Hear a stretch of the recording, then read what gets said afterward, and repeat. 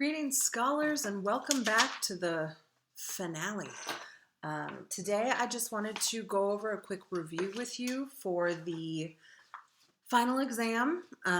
It's, worth, 5 assignments. So the exams are important, and they're your place that you can showcase everything that you've learned and worked so hard for this semester. Let's see. I think I've got a bunch of slides for us to just kind of go through things, but right at the start, I wanted to talk about landing those formal critiques. So you're making sure that I understand that you understand two things. The first is that you know what the piece is and what period it represents. So you're giving me that maybe title of the piece, artist, date, style, so that you can identify that style.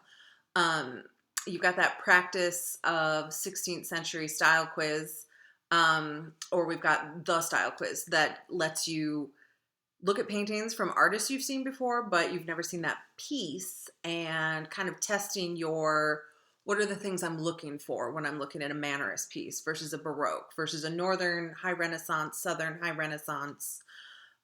You've got those kind of tells that even if you've never seen a piece before, you got an idea of what you're looking at. And I kind of want to take a moment for you to step back after successfully completing that and give yourself a round of applause. Like, do you realize how critically nuanced it is to be able to have that skill of identifying and discerning between the different periods? Even though it's only 4 that we're talking about right now, so you kind of had like multiple choice process of elimination, it's still incredible. Think about where you were in January. Would you have been able to do that? Probably not, or certainly not with the same skill and confidence. So for these formal art critiques, I need that, I know who it is and what it is, what style it's from, as many of those sort of base understanding details that you possibly can. And that is what your notes are for. So you just bang that out in the first couple seconds, going lady with red belt holding a weird cat kind of animal. Let's see, I remember that from, I'm making that up. That's not one of the pieces, but you've got that kind of recognition. You can put things in your notes about ugly lady with big nose. These are not notes for other people. Make sure that they're useful to you. Spend this week maybe organizing them, skimming through them again, making sure that they still make sense to you. Like when you made them in the week that you had the lecture, it might have made perfect sense, but now you might need to give yourself a couple more hints, circles, arrows, whatever it takes, so that you can move to your notes, get some of that fact data done on the page. You're already sitting at sort of a B minus with that, just I know who it is and where it's from. How do you get from a B minus to chef's kiss art critique? The formal art critique. You do not need to go through the art toolkit and just lay out every single thing that we talked about framing, composition, color, line. We went through a lot of different things for you to identify and describe. I need you to be using that language. I've been sort of getting you to practice that every week for a couple months now, a long couple months now, because it's so important to me that you understand that language and that you can use it. And then in the future, you'll be able to sort of read what's happening when other people use that same sort of universal visual art critique language. So use the lingo, show me that you know exactly what you're looking at, you know what it means, but you don't have to go through and just list 70 things and be like, it is a complementary color palette because there are lots of yellows and reds. Cool. Some of that is fine, but what you really need to be doing now is connecting what you're seeing in the image with what you know about that style, that period, that artist, what's happening. So you're connecting This is the point of an art critique. You're connecting what you're looking at with what you know about that time. So let's see, something like Michelangelo's whatever, we have lots of them in here, but when you're looking at mannerism, you want to talk about the judgment scene that he painted on the wall of the Sistine Chapel, where we've got this very high Renaissance ceiling, and then a few decades later we get same artist, very different style wall. It looks crowded and scary and claustrophobic and almost violent, and you're like, how is this what heaven looks like? And so tying it back to like, it looks tense and overcrowded and almost a bit like right before things get dangerous, where you can kind of like sense. And so you can bring that back to knowing that in that time in Rome, Rome was invaded by the French army. And so there were riots in the streets and sacking, and that sort of mood that he creates is like someone who's seen a riot. So kind of bringing in what it means to know about the style and how to be able to point out that that is what you're looking at. The weird colors, the artificial postures. I mean, the way that you want to bring those out to say, like, here's how I know it's mannerism. But some of that contextual information, especially with your chosen artists, where you've got some life and times information in there. The bust of Costanza Buonarroti, for example, you can talk about like Bernini was a very passionate man, and you can really see the sort of love and care in this sculpture, which sort of belies his both passion and volatility. And the fact that you would do a loving sculpture of your sculpture assistant's wife who works in the same shop as you. Oh, tensions, awkward. So you can connect what you know with what you're looking at.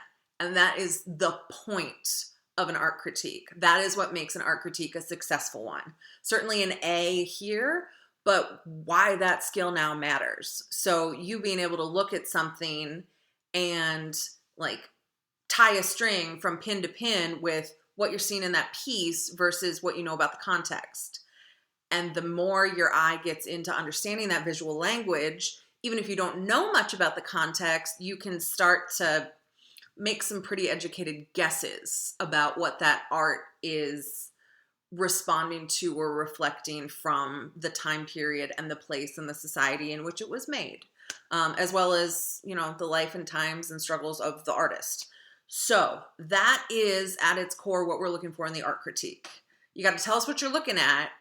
You got to make sure that I absolutely know that you know who it is, what style it is from, and then what you're looking at and how that ties into you either sort of reinforcing those stylistic aspects to be like, look at that color scheme, like weird tertiary pastels, that's totally mannerism, or the event's life context that you're seeing. So, a Vermeer portrait of a wealthy middle-class map maker, Protestants and the port trade system in Amsterdam meant that there were a whole lot of wealthy, average middle-class people in a way that we just don't see in the South. Like the church is paying for all the art in the South during this period, whereas we've got plenty of money splashing around with just like average people who have done quite well for themselves. So the style of art and who it's for and what it is of is completely different. And it's because of that different economic situation between the two regions.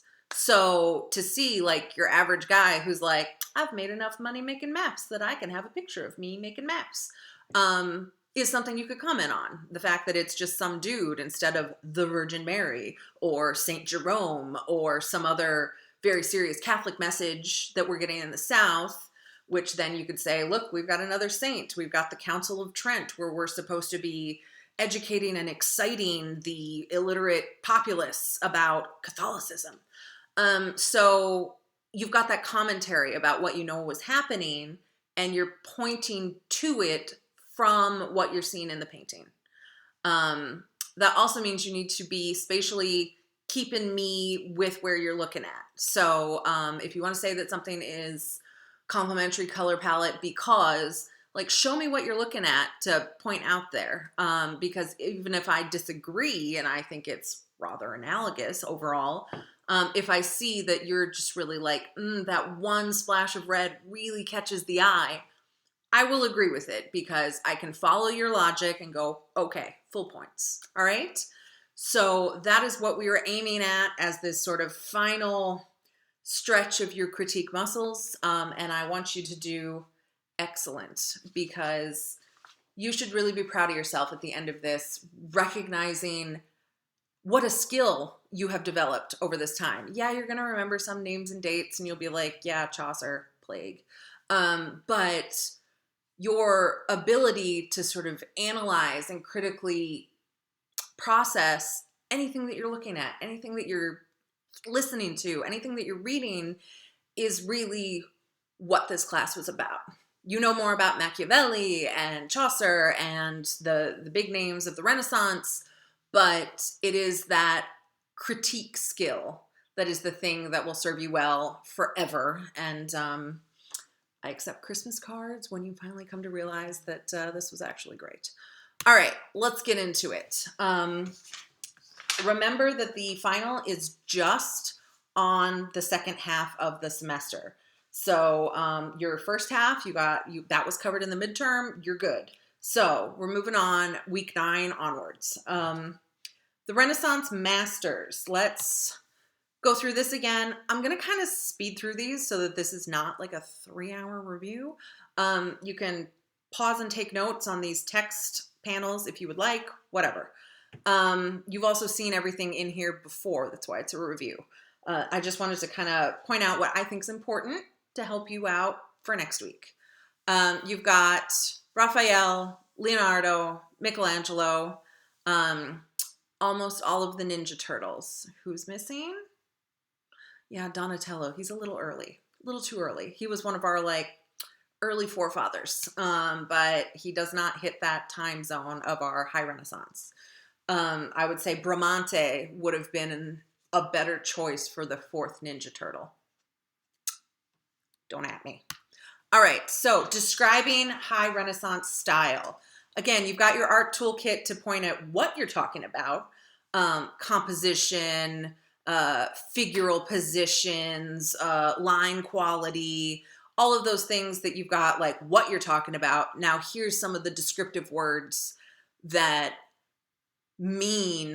connect to high Renaissance, certainly in Italy. So we've got that normal, ideal, universal. Remember, we've got our like cookie cutter stamp.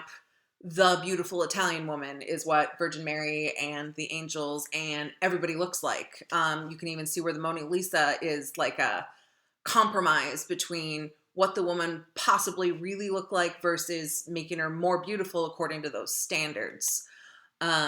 So yes, we've got controlled, harmonious, ideal, universal. We're trying to make it look as photorealistic as possible. Yes, so imitating nature, ideal proportions. You're not getting that. It's interesting because, we're going back to the classics here, but, there was that time in Roman art where if a senator was fat with warts on his face, guess what his sculpture looks like? He was fat with warts on his face. That is not what we're going for in the Italian High Renaissance. We're going for the ideal, the best we could be. All right, so here we have Da Vinci's Virgin of the Rocks. You've got this sort of equilateral triangular composition here with the figures. So the figures make up this equal part triangle. It's a little bit cut off on the edges of the frame, but that's to just keep us in that like mid-ground.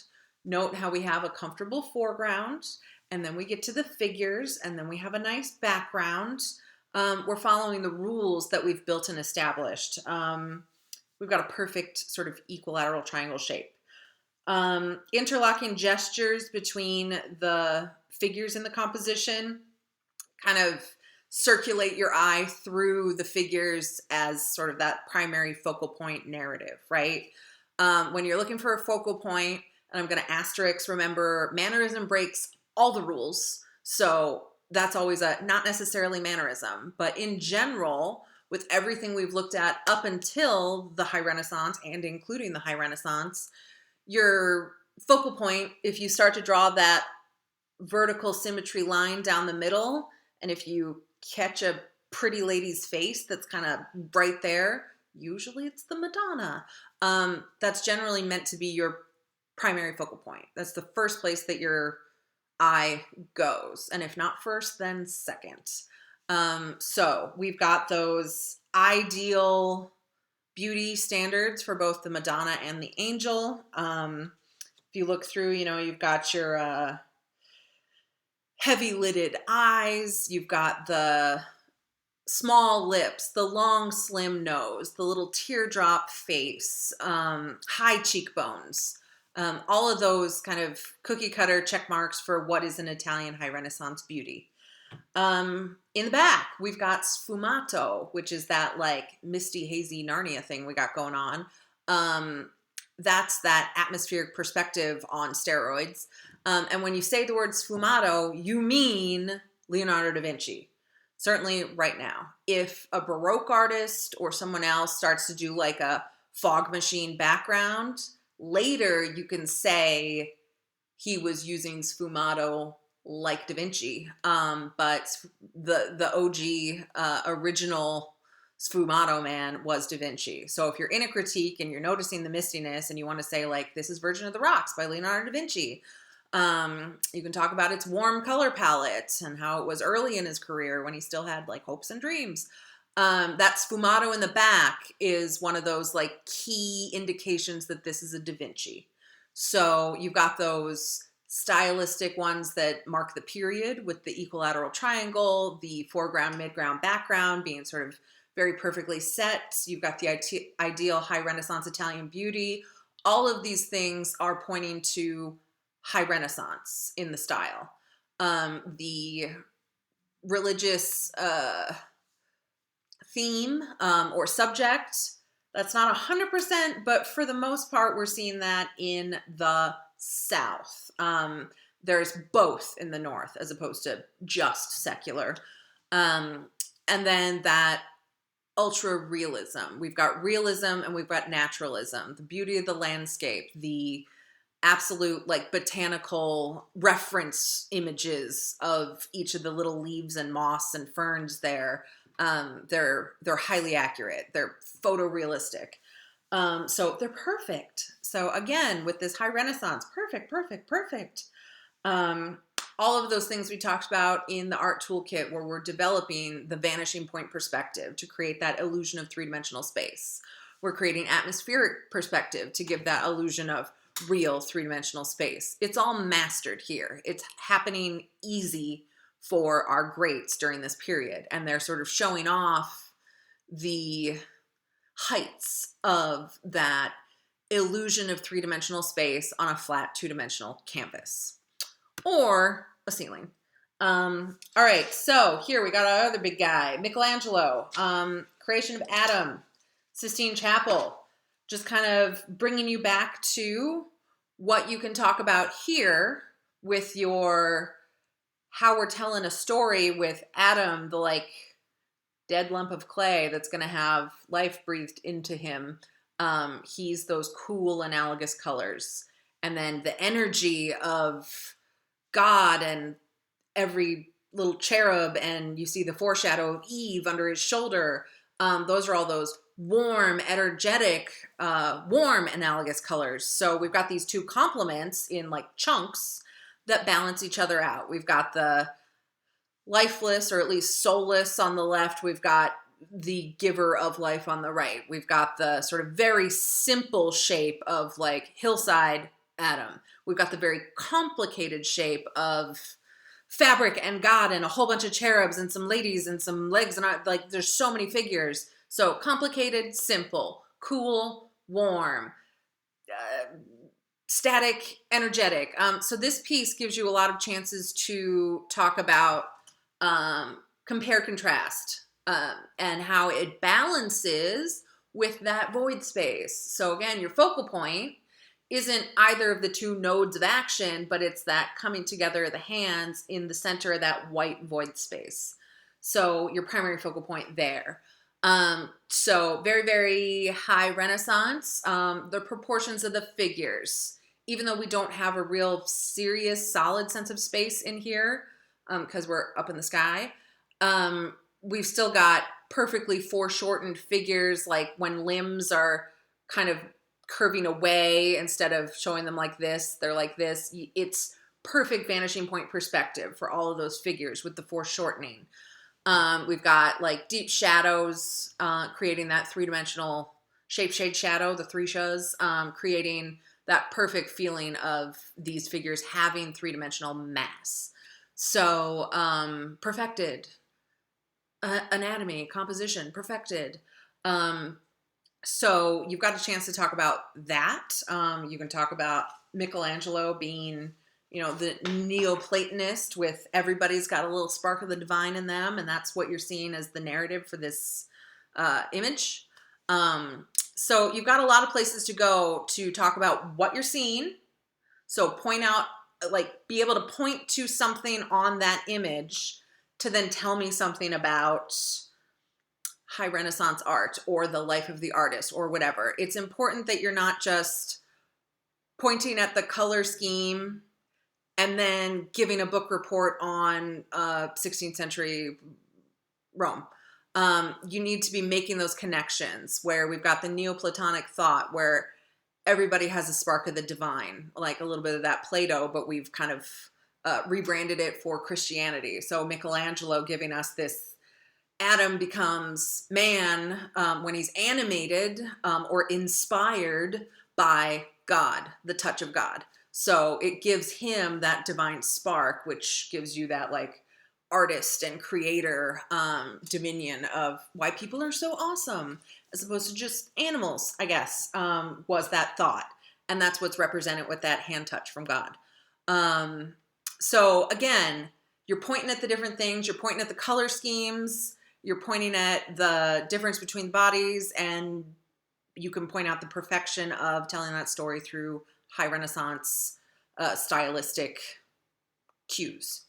All right. I think we've gone through Raphael more than anybody else. So if you want to just like go back to those videos, fast forward to me going through the complicated compositions of Raphael, you sure can. Remember, Raphael was the master of composition. So complicated, like crowds of people, lots of buildings. He could make it look crisp and clean and high Renaissance. Perfect, if you will. So let's move on to the next stylistic zone. We've got same time, but meanwhile in the north. And do remember that I am expecting you to be able to shoehorn everything into these stylistic designations, but I've also given you enough side confusion with a couple of those. Things aren't always as like clear and easily boxed. To complicate that, like you're clever enough to understand that it was very complicated, not just a list of bullet points. So if you're seeing some of that complication where you can say like Albert Dürer, here it looks kind of Southern Renaissance, but he studied in the South. So I'm connecting what I'm seeing to what I know about the artist, nailed it, right? So if you're seeing stuff that doesn't quite fit in the box, there's often a reason why, and it's something that you could explain through critique. So let's look at Meanwhile in the North, Northern Renaissance tradition. Remember, we've got that symbolism, like a bunch of crap on the table that means something is like, oh, Northern Renaissance. Or we have the crucifixion piece where the lamb is like somehow holding a cross in one arm and has slit his own throat, and the blood is going into a chalice on the ground below him, like while he's posing and smiling for the artist. symbolism. It's symbolism, right? So it's the sacrificial lamb that's pure and white, and that is the sacrifice that Christ made on the cross, as we can see the lamb holding. And the blood going into the chalice is the sacrament for Holy Communion, right? It's not like rocket science, super hidden secret symbols, but most of the time when something's like, why is that there? It's that northern symbolism to create a very complex story through use of sprinkling these symbols in. Also remember the ones that just like write words or paragraphs on the canvas, either like right on the wall behind their subject or as like a little painted piece of paper hanging there. Super helpful for us when they just like write the name and the title and the date on it, because if you just like look really closely, you're like, Albert Durr 1504, thanks bud. That was very northern. The Southerners at this time did not write all over their canvases. Like if you sign something in the corner, or like sign the chest of your sculpture of Mary like Michelangelo did with the Pietà, that's different from like writing a paragraph on her forehead or something.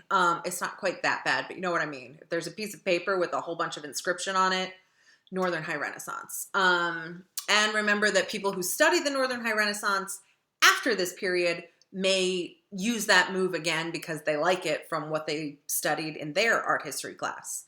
Because, 100 years later, artists are studying this stuff, and then we're just studying them a week apart. Right, so rational creation, focal point is not always obvious.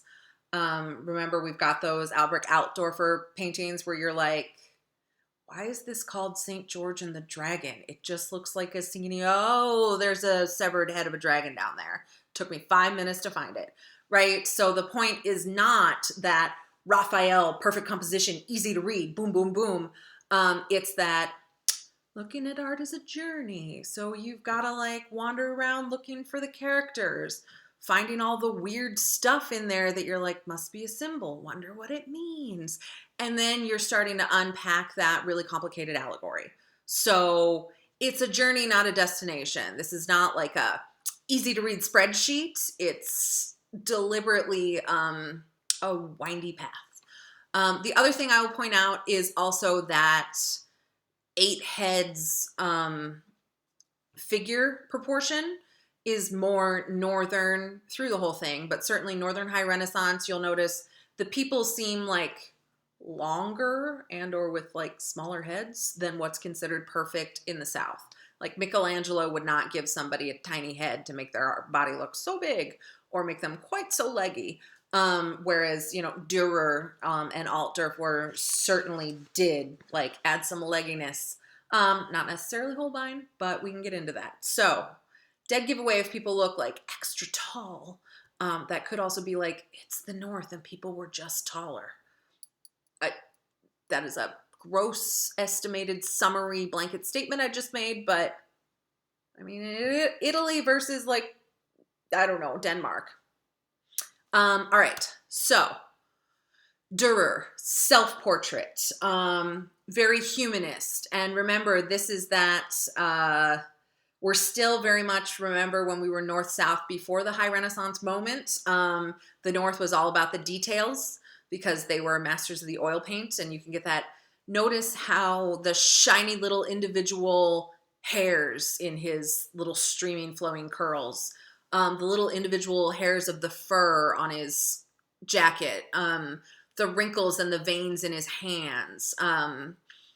It almost gets like unattractive with how much, I mean, especially in some of the portraits of women where like you're seeing like little veins sticking out and stuff. Like we have filters on our lenses when we do photos these days, and mostly they're there to just like erase that forehead wrinkle I've got and other things, right? Like, and when people like over filter, where they just look like a floating face of Vaseline with like eyes, because we find that sort of perfection is more attractive, whereas that is not necessarily universally true.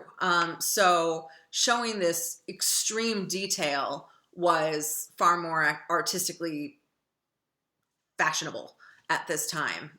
You see there very easily that we've got AD, Albert Durer, his little symbol, and you got 1500. Yeah. So ignore that 1504. Albert said it's 1500. My bad. And then you see the writing over here where he's kind of explaining the piece. But that looks like the humanist propaganda pamphlets that were coming out of his hometown, Nuremberg, during this time. So notice how it's kind of a Christ pose. It looks like all of those like Lutheran church Christ images that we have, because those mostly came out of Germany during the Lutheran Reformation. So he's putting himself in a like triangular Christ pose, but it's a self-portrait, which kind of seems very arrogant, but at the same time, it's more of that humanism, and it's a statement of confidence, but also piety. So I think this one is an interesting one because it's very northern in its subject matter, that it's a portrait of a normal person and not a member of a royal family or a Bible story. We've got all that writing in the background, which is kind of a dead giveaway that it's the North. We've got that obsession with minute details to give all of that texture. You know, the people who have the sort of like dirty nail beds and things, the North, so at this period, because I don't want you arguing with me that Caravaggio did that too, but he not for another 100 years. So you've got that extreme detail, you've got personal portraits, you've got that writing in the back, which is kind of a dead giveaway.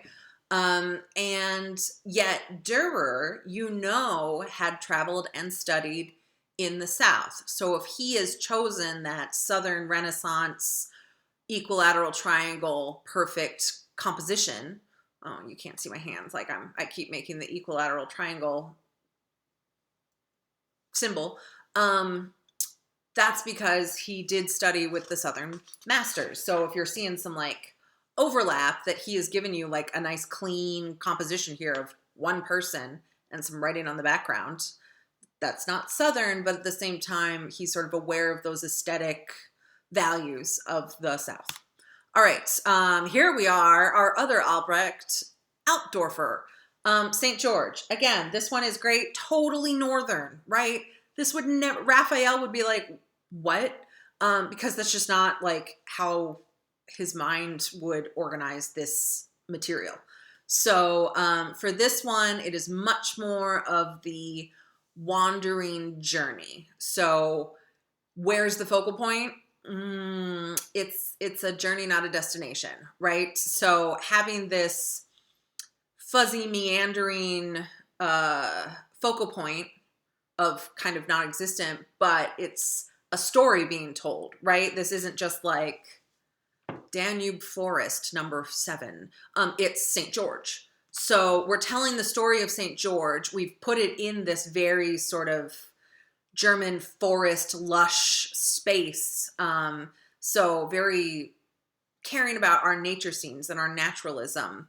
I mean, even the foliage and the kind of plants are very northern in comparison to what grows in Italy. So you've got that difference. But it's more that wandering journey for where your eye goes. And that high level of detail where every single leaf is like highlighted and shadowed, and there's thousands of them, means that you're not getting that atmospheric perspective. So remember, atmospheric perspective isn't just that it gets like darker and more shadowed as it goes back, but that it also is less detailed. And that's how you create that sort of perfect illusion of three-dimensional space. So they've deliberately sacrificed the 3D effect. I mean, you can certainly see here the far background is like nice and blurry, but we would be able to feel more depth in this foliage scene here if they had just like chilled out on the detail. But they're not looking for perfect three-dimensional reality. They would rather sort of luxuriate in that detail. So very northern, right? So when you're looking at all of that detail and sort of sacrificing the illusion of 3D for detail, that would be very northern. No Southern High Renaissance would like screw up the three-dimensional illusion. No Southern Renaissance would not signpost a focal point sooner. So this piece just has completely different goals and objectives, reasons for being, right? He doesn't want you to find St. George right there real fast, or else he would have highlighted him and made him bigger.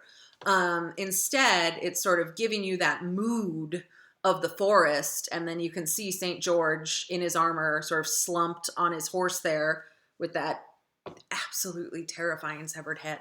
It kind of like sets the feeling before you actually read the story. And I think that that's what makes certainly some of these Altdorfer pieces very special, because he could evoke the mood and then unwrap the story. Like, he was taking his time with it. They are contemplative pieces. You got to sit there and just take them in for a lot longer, because you can't just actively read it like you can say, I mean, we've got up here like Sistine Chapel, creation, like boom, boom, boom. You can analyze that, put everything into boxes. It is perfect. It does everything it's supposed to. Whereas this piece takes some time to sort of absorb what's happening in it. All right, so Holbein. Love this piece, as you know. Once again, we're back to sort of Southern perfect figures. And Hans Holbein was well-traveled and well-studied. As you know, he was the court painter in England. So again, we had our sort of like Germanic, continental Northern Europe celebrities with the Albrechts and some of the other artists we studied. But Hans Holbein, even though he was from the continent, did most of his work in England. So you're now seeing sort of that British taste and that British social and cultural context. And again, very northern here. Look at all the stuff all over the table. Remember, we unpacked this at length to talk about how we've got all of these terrestrial navigation things versus celestial, like sky navigation things. So we've got earthly issues and heavenly issues. The earthly issues are below the heavenly issues. So he's kind of reminding us that our like earthly political quarrels are quite base. We've got that lute there. It has a broken string. Oh, a symbol of discord. Deep. We've got the hymnal there, and you can like zoom in and you can actually read the words on the original. It is two hymns that are not face-to-face in the standard issue hymnal of the time. So he's deliberately giving you a message, not just used a prop that opened to that page. He's messed with it to show two hymnals face-to-face that are, or two hymns face-to-face that are both in the Catholic hymnals and the Protestant hymnals. So he's reminding us of all of our similarities and overlaps. And also it's sort of overshadowed by that broken guitar string on the lute. And we've got that globe over there. So like, oh, we've got our difficult political, religious issues, but they're pretty small potatoes in comparison to our sort of larger afterlife celestial things. And if you're wondering if he's trying to talk about like life's too short for discord, he gives us that memento mori in the image. And many artists love to like throw a skull in the corner to show you that they're trying to like get that deep message about the fragility of human life and the eternity of human death. But instead of like sticking a little skull in the corner like most artists would, he warped it into the middle of the foreground on the floor. So again, that is also a huge giveaway that he's got the technology of optics. He was able to use a projector to project, like he may have either painted an image of a skull or he had an actual skull and he stuck it in a box, had a candle go behind it, and then he used like optic lenses, and they had projectors.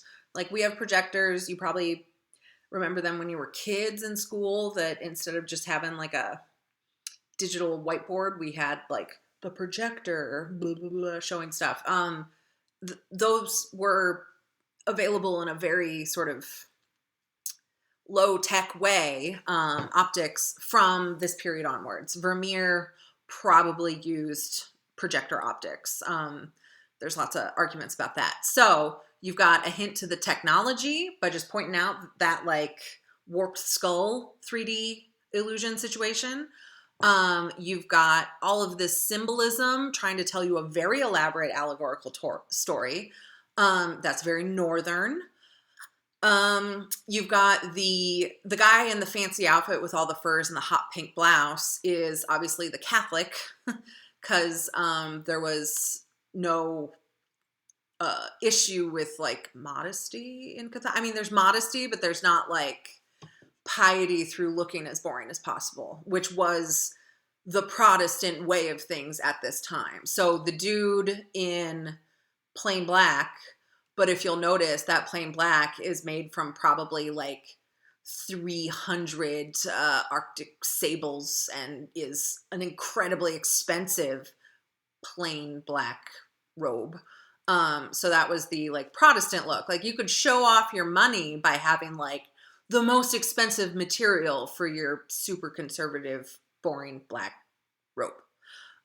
So they're both showing off their wealth, but according to their own sort of religious, cultural spectrums. So you got the Catholic on the left, the Protestant on the right. They've got this table of discord and disagreement between them. And then the memento mori on the floor, sort of in that foreground to go like, life's too short. And again, up in the upper corner, God's always watching with our little crucifix. So you've got the political situation, the religious situation, and turmoil throughout the countries during this time that you can pick out from looking at the painting. So if you draw out those items and then connect them to the religious things going on, like this is in the court of Henry VIII. He's the one who wanted to divorce his Spanish Catholic wife, and the Pope said, no, Catherine of Aragon cannot be divorced. The Pope had a point because they had like grown children, so he can't be like, we never consummated, minus those kids we have. They'd been married for years and years and years. So it wasn't like 90 days later we can state irreconcilable differences. It was like, well, it's been over a decade for you to have like. So the Pope was like, no. So that's when Henry VIII just changed the national religion to the Church of England, where he's the head of it and he can marry whoever he wants. And then he had 5 more wives.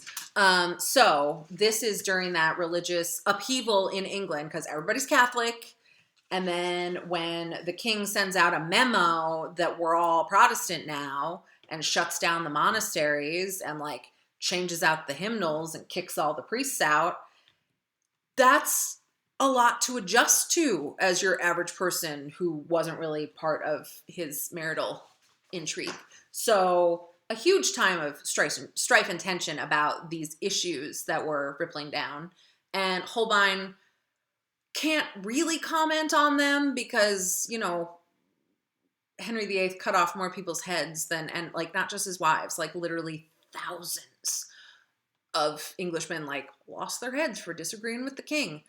So Hans Holbein can't make like overt commentary about this, but he's hidden it in his very northern, complex narrative sort of way. So he's told us his piece on it in his not so secretive, secret language. All right, Shakespeare. There's a whole 5-minute video on Shakespeare. That may actually be 10 minutes. It's fine. Go check it out. If you are asked about a sonnet, you can basically just use the one that you did for your assignment. Bob's your uncle. Here's that stuff to look for in poetry slide again. It is in your notes. If you want to like pause me here, you sure can, and copy anything down that seems relevant. Moving on. Mannerism. We are in the home stretch. All right, so you've got this list in your notes already, but remember that this is that like rejection of the high Renaissance, or at least like, stop giving me so many rules, man. So we have seen the limits of how to achieve perfection, and then what do we do? That started to feel like a limiting cage box. So artists had to poke at the edges of that cage to figure out where art could go next. I think I don't have it here. I might have grazia, but you remember that that's that grazia is not like grazie with an E, like thank you. It's grazia with an A, that's grace. So that's that art for art's sake. You don't have to make it look realistic. You just need to make it look beautiful, because any jerk could look out the window and be like, trees. But to share something special out of the mind of the artist is really a unique experience. So, Pellegrino Tibali, The Adoration of the Shepherds. I've got that Figura Serpentinata down here. Again, if you identify one of these figures, dude in the light blue shorts, toga skirt, I don't know, in the foreground there, facing away from us, he is in that Figura Serpentinata pose, right? That snake-like S-curve, really artificial, really uncomfortable pose that they loved. But again, you can see like this one, it doesn't feel beautiful to me. It feels very stressful, but this is them experimenting with ways to create moods and feelings and emotions and evoke things out of you as the viewer.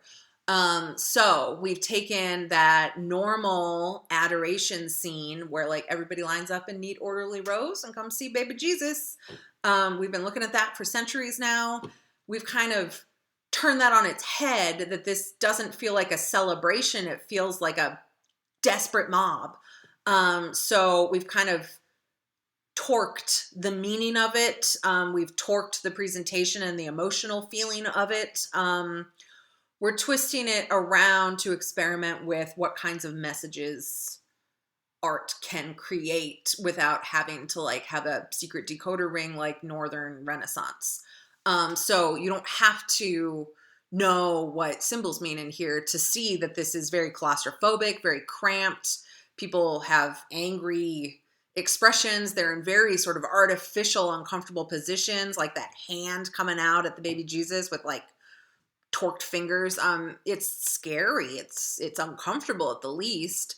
And we've messed with human figure proportions for the sake of filling the canvas in an artistic way. And that is something that Figura Serpentinata does for us a lot.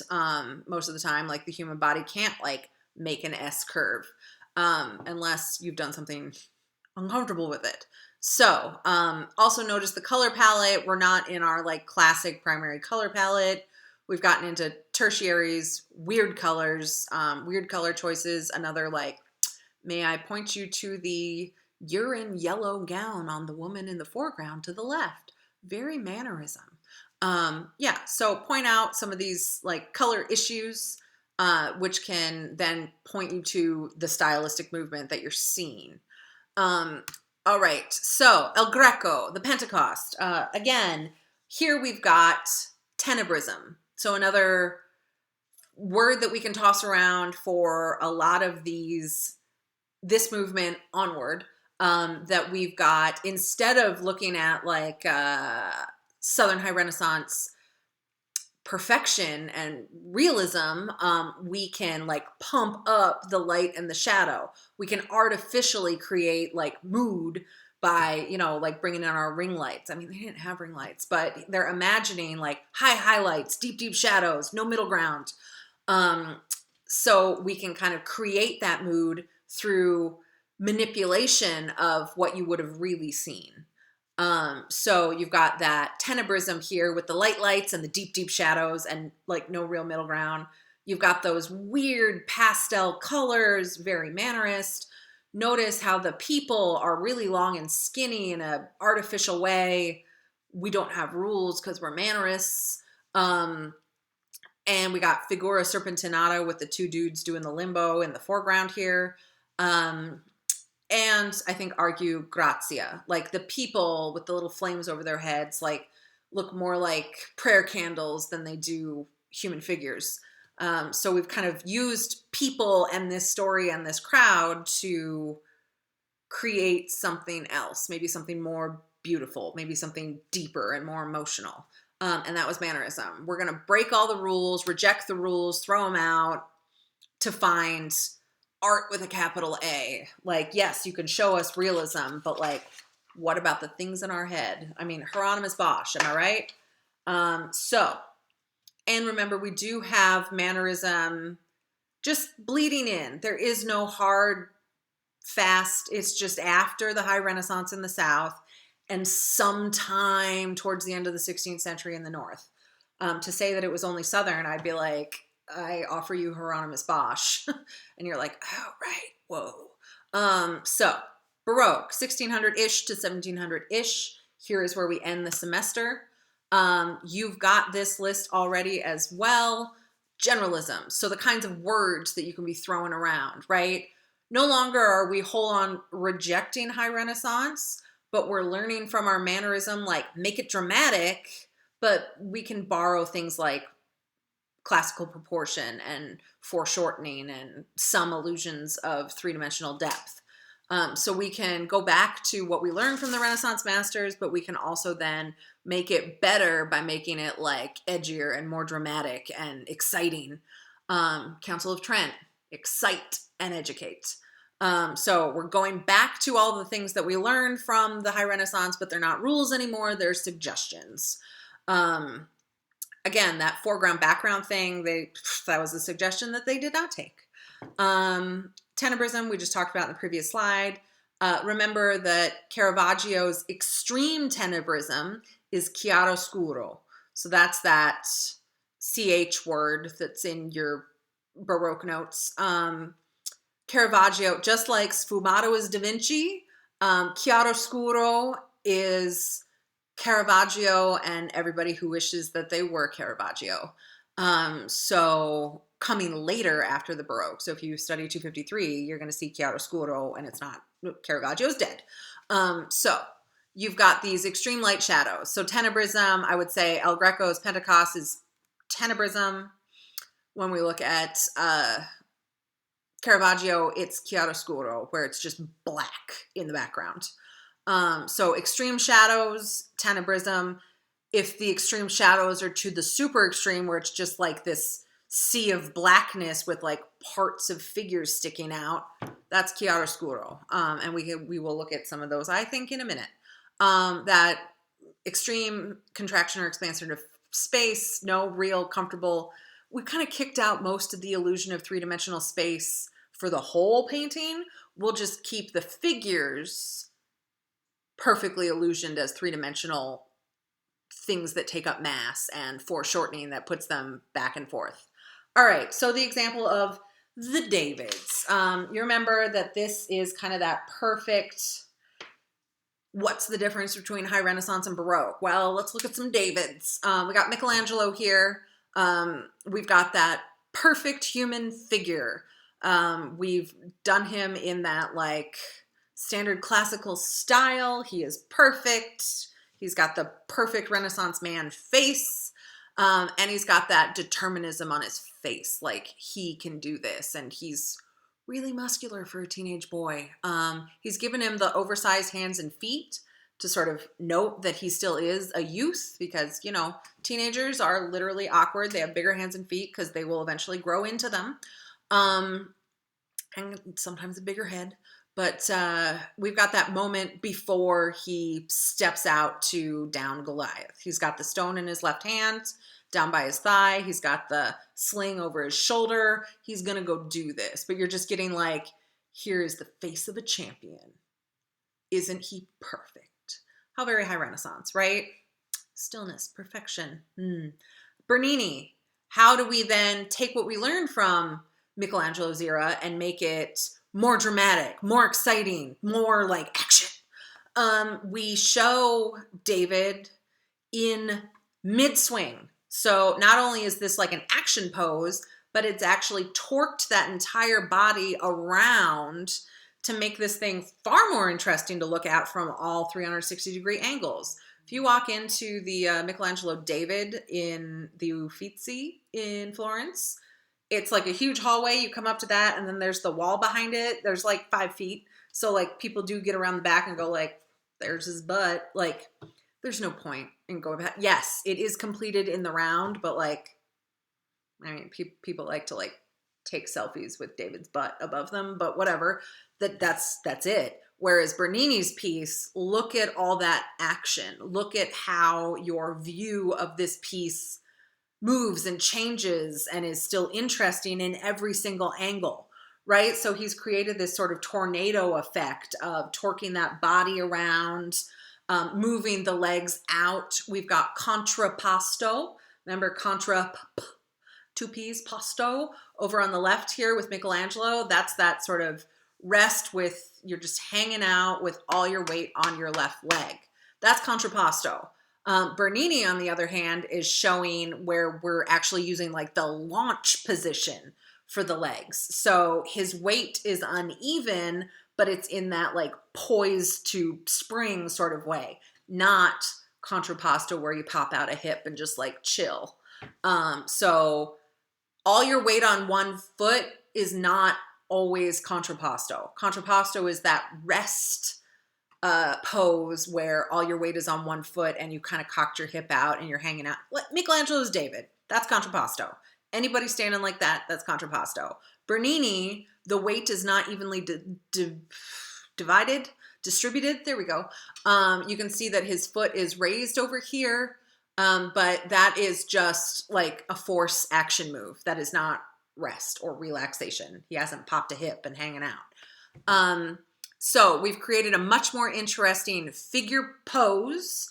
We've created a much more, if we had to pick a scene, if we're going to tell a story in the Baroque, we're like, yeah, but what's the most dramatic moment in that story? You're not going to show somebody holding a gun about to pounce on someone. You're going to show them like with the bullet in midair. So yeah, remember we've got our Artemisia Gentileschi with Judith and Holofernes. Well, do we show her holding up the head of Holofernes? No, we show her cutting it off, right? Baroque, drama. So that's what you can pull from. Look at, he chose the most dramatic moment in the scene. It hasn't been done yet. It's doing right now. That tense look on his face. Again, we're not just going for like, what do people look like when they're perfect? We're going for action. He's biting his lip. He's grimacing. You can see the effort. You can see the action. And that's what makes this Baroque. So we've taken our perfected figure proportions from the Renaissance and said, thank you very much. We will continue using those, but like way more dramatic, way more action, way cooler. So that's why this piece is so screamingly Baroque. So you can talk about what you're looking at, right? I hope that that helps with me just sort of modeling what we're looking at, pointing to it, and explaining, like, here's what it is, here's what it does, here's what it means. All right. Another big thing for keeping the Baroques separate. That's in your style quiz this week as like the bonus one. It's just the different one. There's still points attached. So remember, I will always have, like, just to keep it clear so that it's not like tricked ya. I'm not here to trick you. I'm here to celebrate your genius. Free Baroque. The Free Baroque is that influence of the Council of Trent, the Catholic Church, the exciting, the dramatic. Caravaggio is Free Baroque, also known as Southern Baroque because that was the Catholic movement. Classical Baroque, that is the French court. Remember, that is the like mind control propaganda that the king is the ultimate absolute power of the kingdom. So we've got that classical Greek source material. We do not have that in the Free Baroque. So you see Michelangelo borrowed from and did like Greek and Roman, okay, how about Raphael? He did the School of Athens, and that's in the Vatican. We were fine with being like, yeah, they knew stuff. Those Greeks and Romans were smart. Too bad they were pagan because it was before, Jesus. But in the Baroque, we are doubling down on, we are telling Bible stories. We are here to educate about Christ and the Catholic Church and the Christian religion and faith. We are not talking about Greeks and Romans anymore. In France, they're not trying to give all the power to the church. They're trying to give all the power to the king. So you've got that Greek and Roman classical influence, and you've also got that like extreme control. But like overdone is overdone is overdone. There's more and more and more, but it's being regulated by the state. So versus that, you've got the Dutch Baroque, which is just, you know, Vermeer and Rembrandt, and like they're just doing their thing. So again, we've got that like Protestant middle class genre paintings, daily life, personal portraits, all of those things that we've been seeing building up for the last couple centuries in the North. So those are the three kinds of Baroque, and knowing the difference is important. So Dutch Baroque also includes England, by the way, because this is our Protestant zone.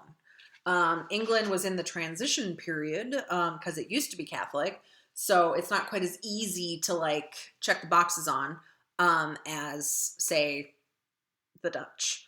All right, so Caravaggio. Now, see the difference here with the extreme tenebrism that is chiaroscuro. So we haven't just like kind of cast some shadows. Like half of some of those figures aren't even painted.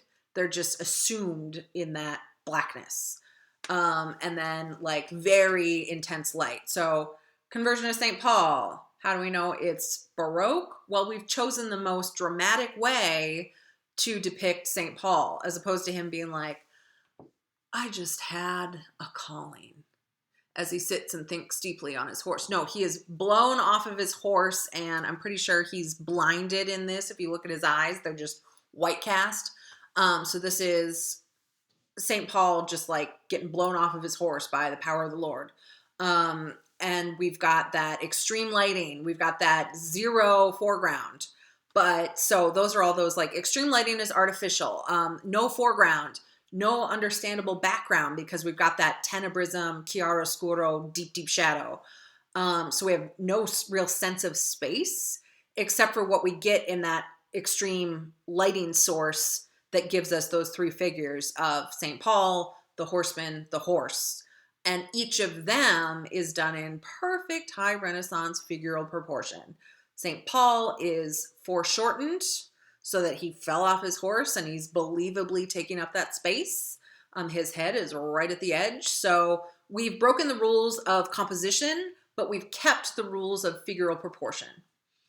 All right, Rubens, elevation. All right, you got the piece of paper with writing on it. So you're like, oh, Rubens, you northerner. You've got a lot of people crowded in there. I mean, it sort of looks slightly less angry, except for the fact that it's the like angry mob of Romans lifting Christ up to kill him. So there's some anger there. But it feels really crowded. So we've gotten rid of Raphael's like composition rules, and we've put way too many figures in here. Very mannerist of him. But we've chosen to go back to that Renaissance perfect figural proportion and representation. I would say that even this like bald dude is at least a nod towards figura serpentinata. I would say that this horse is a dead copy of Da Vinci's Battle of Anghiari. You know, you've got this northern thing here. So Rubens is great in that he embodies learning from everything that's come before. Everything that you've studied this half of the semester, Rubens also studied and then made you some art. So you can point out that these are high Renaissance color schemes. We got that high Renaissance Southern horse image. We've got perfect high Renaissance proportions to everybody, but then we've bent or reintroduced some of those broken rules where the composition is too crowded. But do you notice how it's not like claustrophobic like mannerism? He's borrowed from mannerism to crowd it, but we've got this sense of space and landscape, and he's given us some void spaces to sort of organize this mob and breathe. You've got the very northern thing where you've got the like letter that's just text on a piece of parchment, like thanks. And I think Christ is looking very sort of Lutheran Christ, where he's an elongated figure. He's got a smaller head, that 8 heads proportion, which is preferable in the north. So he's borrowed from everything and then added an even more dramatic lighting situation to make it Baroque. Just kind of proving that we've learned from everything that came before to make something even more amazing. So I'm not going to throw Rubens at you to define as one of the styles, because he borrowed from everything. He learned from everything and he traveled. So, all right. So this piece, Apollo attended by nymphs. Dead giveaway, you've got a Greek god, or Roman god, because we're calling him Apollo. No, Greek, yes. Where are we? We are from France. Yes, you are in the classical Baroque. So we've got Apollo attended by nymphs. This looks nothing like ancient Greek sculpture, because there wouldn't be 8 people in a one-person sculpture. But more is more is more is French Baroque. So classical Baroque, we've got this classical source material. We've just decorated it times infinity more, and we're also controlling it. Unlike Michelangelo's David, you can't walk around behind to see Apollo's butt, because like we only show you the like appropriate chosen propaganda photos of the king. So here we are trying to say that the king is descendant of Apollo. So we're also going to let Apollo have his like optics, HR, PR people. So we've got that control over the presentation, very decorated. Like we've got all those extra people as like decoration to the one main person. But so the classical is a dead giveaway. The overdone is a dead giveaway. And that sort of blocked off other viewpoints control is a dead giveaway of that classical Baroque French situation. So if you want to bring in that, like, you know, overlord supremacy of the monarchy situation here, that is how you can point to it with that control. Pointing to having that classical influence, because we aren't necessarily preferentially elevating Bible stories in France during this time, right? So point to what you see and point to what you know about that. All right, so again, Poussin, here we have the Holy Family. So this is a religious piece, but we've got that classical Greek-Roman architecture in the background. We've messed with the equilateral triangle of the High Renaissance, and we've made it into like an isosceles triangle and added like extra people for funsies. Fruit baskets on like a little ledge in the front, and then like a weird worm's eye perspective up into the high sky distance. So we've taken a lot of elements from the High Renaissance, but we've messed with them, bent the rules, made it just slightly off perfect to make it more artistic. And that is so very Baroque. All right, meanwhile, Dutch Baroque, here we have our drama. So again, subject matter. How do we tell people like drinking's bad, okay? You could show a drunk guy who looks real bad, or you could have a skeleton holding a skull and a ticking egg timer. Of course, if you're in the Baroque, like, oh, was there one with skulls? I'll take it. And of course, we've got that candle in the hand of the skeleton that's also holding the skull, giving us theoretically that is the world's brightest candle. But giving you that central, weird, dramatic light source where the light source is in the middle and it's sort of catching shadows on both of our figures.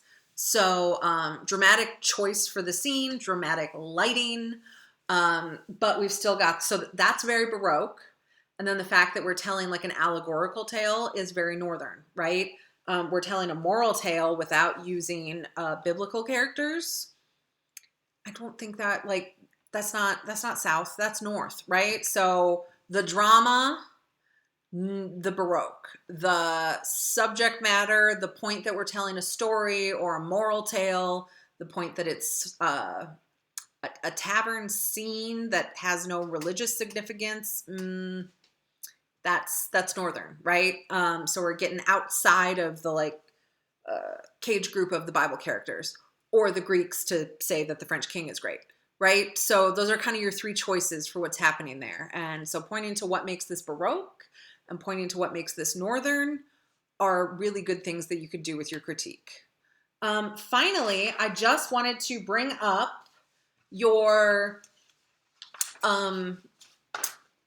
documentary videos. So basically, the final is built that you get rewarded for learning and understanding each of the lecture components or the documentary components. So it's a way that, like, if you actually listen to me talk for all the hours that I have over the last 16 weeks in my kitchen by myself for you, you are rewarded for that by getting to like flex that knowledge. The documentary for like pick your Baroque artist, like, of course there's going to be a Caravaggio question. There will be a Caravaggio critique or question where you've got to talk about him because you watched that video. And he's so important, and also I love him. I mean, no, he terrifies me, but you know what I mean. He's so important to the Baroque, to the Southern Free Baroque. So there will be a Caravaggio question, absolutely. Rembrandt here is to kind of nod at the Rembrandt or Jacques-Louis David or Bernini. You will have a very extended question that is worth a lot of points, where you kind of give like this beefed up uber critique where you can take the piece that's being represented there, and it will be one from the video. So if you've written down all the names of the ones in the video, like, you are good. So one of the pieces will be up there for each of those three artists. You get to pick one. So pick your favorite artist. If you watched all of them, you can be like, oh, that one is, I got plenty to say. And you will be critiquing not only the art to represent the style, like, you know, oh, he's so Baroque, but then you're bringing in, how is this so very Rembrandt or Bernini or David?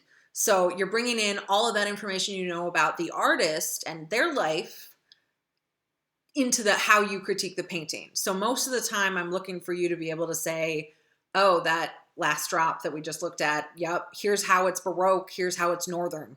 Nailed it. Here I'm asking you, how is this Rembrandt? Or how is this David? Or how is this Bernini? So you're pulling out, of course, that they are Baroque, from what region they're from, because notice how we have a Frenchman, a Northerner, and a Southerner? Yeah. So you've got that, pick the Baroque, identify the things in the painting from that, but then what do you know about their art that you can point to here to say, like, that is Rembrandt? Here we've got that still life situation. This one's kind of foggy between, is it a still life? Because, you know, we've got that like portrait of a slaughtered dog. It could be a bowl of fruit. It could be, you know, the birds that somebody hunted that are going to be dinner. Like, those are still lives. But could it be a genre painting? Because we got this woman in the background that, like, the butcher's wife, right? So it's, which one is it? I don't know. Little of both. But it's this great, very limited analogous palette, really dramatic lighting, really dramatic subject choice for, like, we could paint a bowl of fruit, or we could paint a slaughtered, skinned, headless ox carcass. Which one is the Baroque answer? What makes it Northern is that genre painting or still life option. You know, like, Jesus and Mary aren't present in this image. It's just a very, like, normal people doing stuff. That's very Northern. And we've got the impasto. He has, like, just used big, unctuous plops and streaks of paint to give you that, like, juicy, sinewy, stringy, wet meat. So he's used that three-dimensional oil paint application to create that texture that makes this piece so sort of visually striking. I mean, besides the image of it, like, you could be like, gross. I mean, certainly to begin with, you're like, gross. And like, Rembrandt, you're such a chill dude. What is this? He did a lot of like dinner table prep stuff that included dead birds and whatever. But it has that sort of artistic quality where the lighting is so interesting, and then just the actual blobs of application of paint, which Rembrandt was a master of impasto. Like his plopping the oil paint and leaving like little streaks of pigment swirling around in there was like, you can tell like he was a master of exactly, he made his own paint and he laid it down with that loving the paint for paint's sake. And so this is a great piece where it's really made by that impasto. And you can see it's, yeah, so you can point out how Baroque it is from the lighting, from the content choice. You can point out how Northern it is with its subject matter. And I don't know, the lady wearing very Northern peasant gear. And then you can point out how very Rembrandt it is. Okay, so that's what we're looking for in that final piece. I hope this has been helpful. I appreciate you hanging out with me for this. And I wish you all the luck both on the final and in the rest of your world as you go out into it, bringing this toolkit with you. Thanks for listening.